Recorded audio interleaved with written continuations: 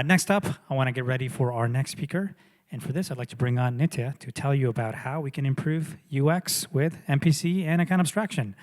So without further ado, let's welcome her on stage.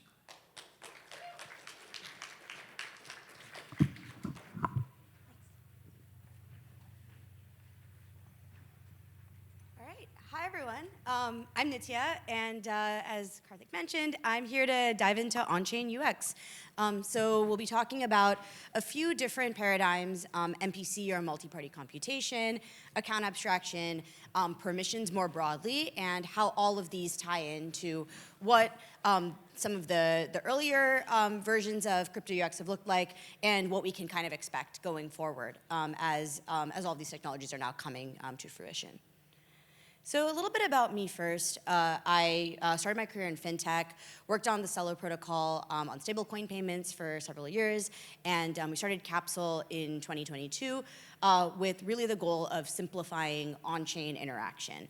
And so what does that really mean? Capsule helps apps and ecosystems go beyond onboarding users and actually helps them transact on-chain more easily. So these are some of the teams that we're fortunate to work with. And on the right side, there's a screenshot of our product. We basically make it easy to create new wallets with a social login, Twitter handle, email, phone number, you name it. You can connect a wallet if you already have one, or really anything in between. What's exciting is that if you've already signed up and you have an embedded wallet, you don't need to create that wallet again. You don't need to onboard again, even if you're in a different app. So you can onboard once, transact everywhere. And so how do we do that? So I'm going to kind of dive into a lot of the key management fundamentals that make this possible to do both from a UX perspective as well as from a key management and cryptography perspective. So maybe taking a step back, it feels like we've been talking about key management basically from the beginning of crypto. You may or may not know, but nearly 40% of all Bitcoin in existence is currently inaccessible. And this is because people have either lost their keys, they've forgotten their private keys, they've thrown away their laptop, some reason or the other. And from a UX perspective, we have this second order effect where even if someone is able to remember their seed phrase, remember their private key, crypto, we have two different concepts. We have dApps, where people decide what they're going to do. Maybe I'm buying an NFT. Maybe I'm going to swap two tokens. And then there's wallets. And so dApps are really responsible for pulling data from the chain, showing that to users. And then wallets are the separate product that are actually the arbiter of what ultimately gets put on chain. And the separation of concerns is pretty critical to our space. And so in Web 2, of course, all of this happens in one app. I go to Twitter, I decide what I'm going to post, and I just go ahead and push a button, and that happens, and everyone can see it. But in Web 3, this is happening across two different products. And this is really because the kind of fundamental nature of crypto and a seed phrase is that if you have that seed phrase, it doesn't matter if you're the right person, the wrong person, somebody stole it from you, you can do anything you want with that key. And so the separation of concerns has been very critical in order to keep people safe and keep transactions safe, to protect from things like phishing attacks. And so we'll kind of come back to this over the course of the talk and why this is so important. But we can see here that wallets are really, really important to the space. They have two main concerns. They're both a product, like the mobile wallet that we might have installed, or an extension that we have in our browser. They're both that, and also a broader platform for deciding how to present a transaction to a user and get that information across. So taking a look, we actually see that wallets are not just one product or one standalone functionality, but they're actually a whole stack of features. And I think it's a big part of the reason we've seen so much happen in the wallet space over the last couple of years is that wallets, and now I think there's a lot of chat around, are wallets the next super apps? I think a lot of these trends come from the fact that wallets have many, many different responsibilities. The first is user interface. Nearly any wallet that we use has some kind of interface, whether it's the dialogue on our hardware wallet or the interface on something like our MetaMask wallet. They're responsible for authentication. Most wallets that we have on our phones probably have some kind of Face ID attached to them or have some kind of iCloud backup. Identity and authentication is another important element here. And authentication more broadly, a wallet is basically allowing you to ascertain and to prove that the information you're putting on chain comes from your wallet. Wallets are also responsible for forming transactions. So taking the raw transaction hex and formatting it into something that makes sense to you and me. Something like, what is the amount being swapped? What are the tokens? What is the contract? Now we have wallets that will show us transaction simulations in some cases, like what is actually going to happen. And that kind of goes into the verification piece as well, where we're now seeing wallets extend further into, is this a trusted contract? Is this a new contract? How reputable is this this entity on chain that I'm about to interact with? There's, of course, signing. We've all probably pushed a sign transaction button at some point in our lives. And then, of course, node infrastructure. And so there are some wallets that will also verticalize wallet infrastructure, sometimes integrating functionality like MEV Protect. But the node infrastructure is another key part of this whole stack as well, and actually getting that transaction on chain. So the wallet landscape, as I mentioned, has evolved quite a bit from the kind of paper wallet or hardware public-private key pair of the early Bitcoin days. And here's just really 4 examples of this. So in the kind of beginning, we had these standalone wallets. So a lot of these were extensions, maybe they were mobile wallets, but the core set of responsibilities here was basically parsing transactions, showing them to user, and collecting that approval. I think hardware wallets are a great example of that continued, very defined set of responsibilities. Then we had the second kind of act of this, which are app wallets. So they're wallets that also have some integrated functionality. And I think most wallets in the first category are now in the second category and include some kind of app functionality, maybe something like being able to register an ENS name directly from your wallet, being able to swap directly from a wallet. All of this has now been much more vertically integrated over time. And then in the last couple of years, we started to see embedded wallets. So why are embedded wallets interesting? What embedded wallets basically did was say, rather than having a wallet that manages all of these interfaces with different dApps, we're going to have one app, one wallet for every single app, and therefore prevent the need for us to switch back and forth, deal with transaction prompts, and really we're going to give every single user in every app their own wallet just in the course of transacting.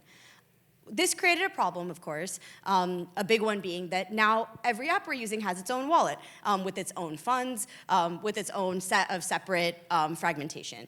And so we have kind of a 4th phase to that, which are the cross-app embedded wallets or global embedded wallets. There's a lot of different terms for this. And what makes Act 4 important is that it seeks to combine the benefits of the earlier phases of these standalone wallets, namely interoperability. I can bring my credentials and my identity and my wallet with me everywhere I go, with the convenience and ease of use of Act 3, or that specific embedded wallets. And so this is a problem with a lot of very interesting axes to it, security being a big one. If we give every single app access to do whatever they want to the same wallet, it's only a matter of time before the wallet gets drained.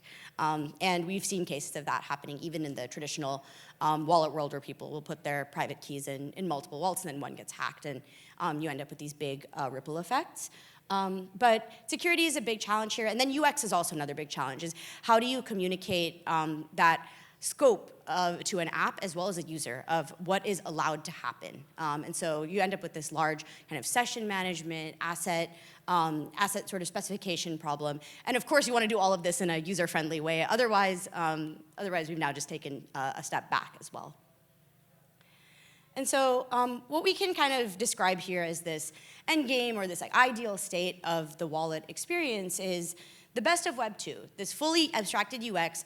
I arrive to an app, I make my account, or I sign in with Google, or one of those things, and then I can just like be off to the races and start transacting right away without really needing to have this notion of multiple applications I'm switching back and forth from. But then also portability and verifiability. What is the reason that we're doing all of this on-chain to begin with? It's because we want to have the verifiability of something being on-chain, something coming from a given address, being able to accrue reputation to a given address across multiple apps, and then portability being a big part of that is now that my assets are on-chain, they're truly mine, and I can take them wherever I please. So what are the remaining big problems and obstacles to us getting here? First, as I mentioned earlier, now we have dozens and dozens of wallets, each of which maybe have $10 or less of value in them, or maybe there's one NFT in each of them. And there's this kind of complex management problem of where actually is my wallet or wallets and where actually is my on-chain data. And then a second is that we've had a lot of advances with account abstraction, and we're still in a world where account abstraction, we're thinking about how do we scale that to the multi-chain world. Another big thing that's happened in the last couple of years is we've gone from having a somewhat constrained set of maybe a dozen or dozens of chains to now hundreds or even thousands of chains that a user can be expected to have some kind of interaction with. And so these all boil down to very fundamental problems. What I mentioned earlier, to sign a transaction, you actually need to have a private key. And so if we want 10 people to sign a transaction, all 10 of those people need to have the same private key if they want to sign from that wallet. And then this convenience of sort of sharding keys, which is what allows a lot of app-specific embedded wallets to work, has a lot of challenges in going cross-app.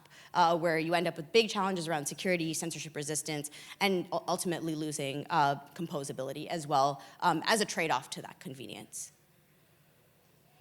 So I'm kind of going to go a little bit deep here around different approaches to key management and the different guarantees that you get from them and how they work. And this will kind of help explain some of the later topics. So first we have HSM or EOA-based approaches. So this is where a private key is either held in my mobile wallet, so maybe I backed it up to iCloud, maybe I get a seed phrase, maybe it's an HSM, so it's held in a secure enclave remotely somewhere in a cloud system that I may or may not have access to.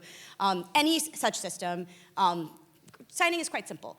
There's a private key that's generated at some point, and then it's signed, and then a transaction is signed with that private key. Again, sometimes that happens on my device, off my device, but more or less, it's a very similar set of steps. The second is a technique called Shamir secret sharing.